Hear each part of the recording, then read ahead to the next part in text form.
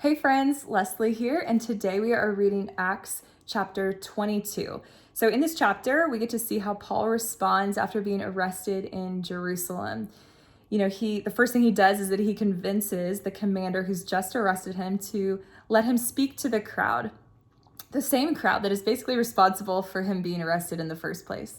He goes on and he shares with them his entire life story and how Jesus has changed him. I love that Paul just boldly tells them about his past, about his failures, about how he used to be and how he used to be just like them. And then he met Jesus and his life was changed forever. I think sometimes, at least for myself, I tend to sometimes get a little bit embarrassed about my own story.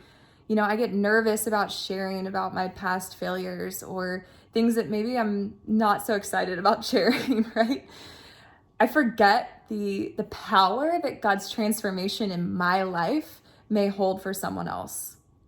I get wrapped up in worrying about how the person hearing my story may respond. I get worried about what they may think of me, and I tend to freeze up and I tend to hold back. But here in chapter 22, like we see, Paul already knows that the people here are not going to respond well. God has already prepared him for that. He's warned him of that.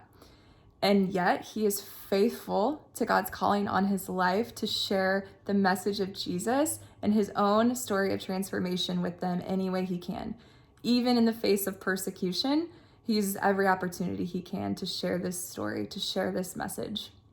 It just reminds me that God has a unique plan for each and every one of us, and he's working in the details of our lives. That we can trust him and that we can share with the people around us how God has changed our life, and he will move in bigger ways than we will ever know, even if it feels like the message isn't being received well. We can trust that God is going to do the transformation work in other people if we are just faithful to share the stories that he has given us to share. I hope this encourages you guys. Tell me in the comments below what you thought of today's reading. I'd love to hear, and I hope you guys have an amazing day.